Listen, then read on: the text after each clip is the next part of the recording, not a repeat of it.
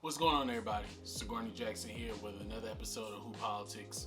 Appreciate you guys for watching. If you haven't already, hit the like, subscribe, and the notification bell to stay up to date on everything that is Who Politics. So I've been doing YouTube for a little over about 2 years now. But one of the videos that I constantly get comments about, I constantly get DMs about in Instagram, on Twitter, and everywhere else is my Juco tips video. Basically just talking about junior college basketball, the landscape and how everything is and how you can just navigate it. First of all, I have to say thank you for all of you who have viewed it. If you haven't already, I'll link it up top so y'all can go check that out. But I appreciate y'all for watching. I appreciate you guys for liking and commenting on it and all that kind of good stuff, and subscribing as well. So this video right here is going to be talking about how exactly to get on to a junior college basketball team from the walk-on position, or really just on a Juco basketball team in general, because not every Juco offers scholarships, and even those that do offer full scholarships, they may not be offering you a scholarship.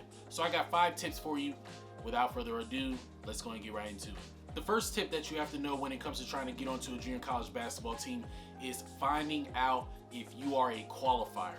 Do your own background check. You have to think of this from the perspective of you are not being recruited, a junior college does not know who you are, and you are trying to get on their radar, not they're on your radar. So the first thing you have to know is, are you a qualifier? And the best way to figure that out is by going to the NCAA Clearinghouse website. I'll put a link below and so you guys can check that out. This is a database where you send in your transcripts as a high schooler and you get all of your core classes, your science, your Englishes, your maths, all that. You send them in, and the NCAA is going to basically let you know what do you qualify for. So you could be a full qualifier, which is where you have enough grades and a good enough SAT or ACT in order to play at Division I. You also have people who are partial qualifiers where they qualify for Division II, and so on and so forth. Every level of basketball has their own set of qualifications in order to be able to play at their level from an academic perspective. So the best thing for you to do is to first figure that out, and then that will give you a better idea of what you need to do when you're coming into the junior college ranks. The main thing that I always looked at is if you start at the top and you make sure that you're a qualifier at the top, you can work your way down to the bottom. So let's just say that you are not a qualifier at all. When you're going to the junior college basketball ranks, you need to get a 2.5 GPA and you need to graduate with your associate's degree from your community college. And normally that's going to take about 61 to maybe 63 credits. This is going to ensure that when you play basketball, and if you play well and you're winning championships and you're doing all that kind of stuff, and a Division I school offers you, you are going to be able to academically sign and there will be no issues. And like I said, if you qualify for D1, you automatically qualify for D2, and so on and so forth. So make sure you're checking that out. Do your own research. Don't let a coach tell you what you are. You need to know it for yourself, and you're also helping the coach because it gives them the idea that you are taking care of business in the classroom, and that's always a plus. The second tip that you have to do when it comes to trying to get onto a junior college basketball team is make a consistent point of communication with the coach. So let's just think about it like this. You're looking at a junior college. The first thing you want to do is you want to look up the roster, you want to look up the coach. You want to know who the head coach is, who the assistant coach is. Every coach is going to have at least their email address, if not an office phone number that you can reach them at. If I were you, I would make an email first and I would send it.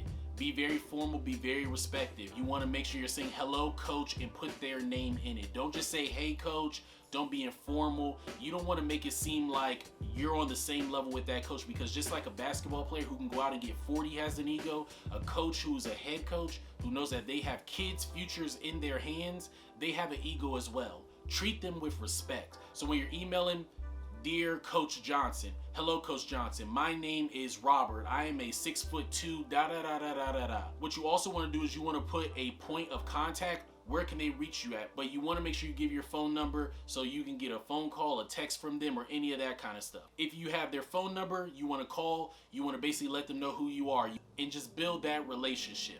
There are 2 main questions that you want to make sure that you put in an email or that you ask a coach when you are talking to them. The first thing is, when do you have tryouts? This is a very important thing. Coaches are always going to let you know when they have tryouts. All junior colleges have some form of a tryout, whether they already have their team picked or not. But the second thing, the key that people don't pay attention to that is really going to help you, ask them when summer workouts are. When you ask when summer workouts are, that lets the coach know, oh, they're really trying to put some work in.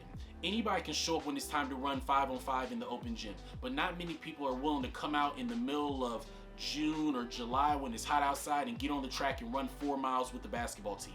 That way you are able to build that relationship. You're able to have a point of contact with the coach and meet them face to face and tell them, hey, I'm so-and-so from the email. I just wanted to make sure I shook your hand and said, hey, how you doing? And you want to be at as many workouts as possible. That way there's already familiarity well before you get into the fall semester and it's time to actually do the real tryouts. So make sure that you ask about that. Make sure you go to as many summer workouts as possible. Make sure that you're introducing yourself to the coach when you get the opportunity to. I'm not telling you anything that I didn't do already. I did the exact same thing. I reached out to coaches. I went to the workouts during the summer. I almost threw up. This is all facts. Now, this right here is the most important thing that I will probably tell anybody who is looking to try to walk onto a junior college basketball team or any college team altogether. Come in shape. Make sure you are in shape. You need to be able to run all day. The quickest way for a coach to weed out basketball players is two things. The first thing is they're going to look at your body. And they're going to be able to look at your body and tell whether or not you are truly committed to your craft. If you come in overweight, if you are pudgy, if you are just any of those things that show that you're not sculpted, you're not lifting weights, and you're not ready to go, that's already one strike against you. But you know what? Some people are naturally kind of bigger body. James Harden, Deion Waiters. There's a couple of guys who are naturally kind of in shape, but borderline fat body. Carmelo was like that as well. The next thing, though, that is going to be the telltale sign is who can stay up in these sprints. Who is going to be able to run the miles, who is going to be able to do the suicides, who is going to be able to do all the workouts as hard as possible without getting tired. If you can show that you are fully in shape before coming into the tryouts, you already have a lot of checks next to your name. And this is even a key before that. Come to summer workouts already in shape. Summer workouts is not a time for you to get in shape. I know a lot of coaches and a lot of players might think that, but it is not. You come to summer workouts in shape. And then when you're in summer workouts, you get in more shape.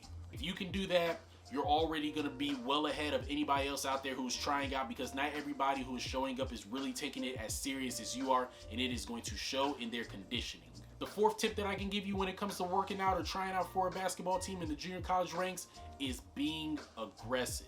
At some point or another, in every single workout or every single tryout that there is for junior college basketball, the coaches are going to throw away drills. There's not going to be any more 3-on-2, 2-on-1. There's not going to be any more passing and cutting drills. It's going to come down to, here's the ball, 5-on-5. Who out here is really a killer? Now, I know a lot of people are going to think, I'm going to play good basketball. I'm going to make the right passes. I'm going to play super hard defense. I'm going to go in there and fight for rebounds. I'm going to be vocal. I'm going to communicate.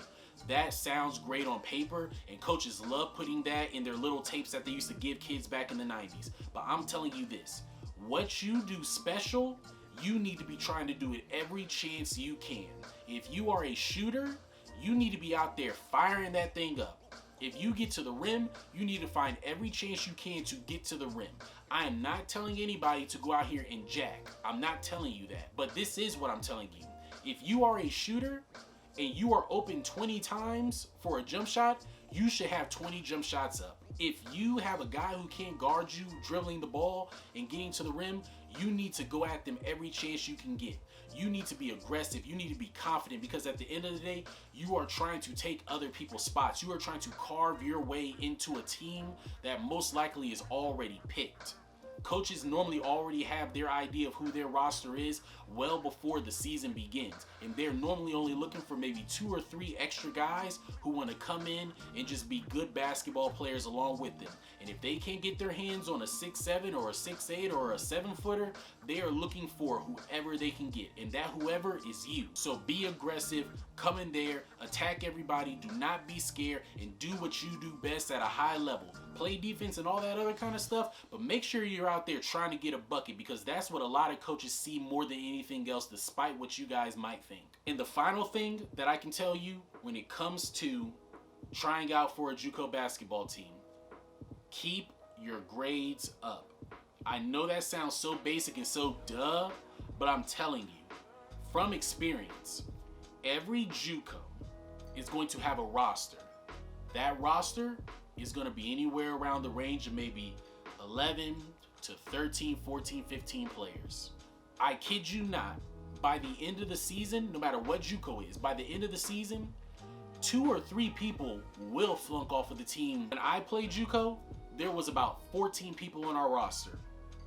By the time the fall semester ended, there was 7 of us. Yes, that's right. 2 people were on our bench, and we went to the regional championship and lost in overtime.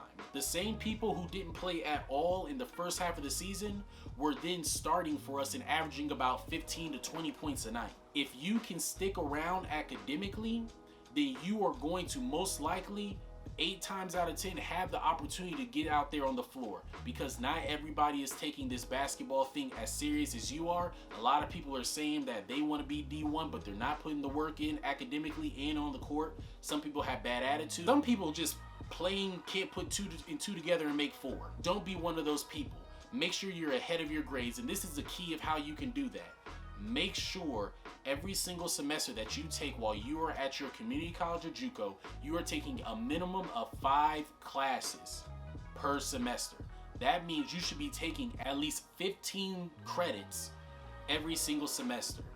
Really, 6 is really doing it at a high level, but 5 classes, 15 credits a semester. That way, if you have to drop a class, you still have 4, which is what you need in order to be a qualifier for the semester.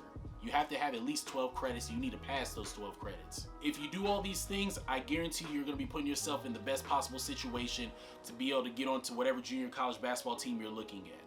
If y'all like this video, give it a thumbs up, like, comment, subscribe if you haven't already, share this with a friend. Follow the Instagram and the Twitter at hoop_politics. Comment below. Let me know what junior college basketball team you guys are looking to try out for. And maybe I'll go back and forth with you and let you know if it's a good team and what you need to do on an individual perspective to put yourself in the best situation.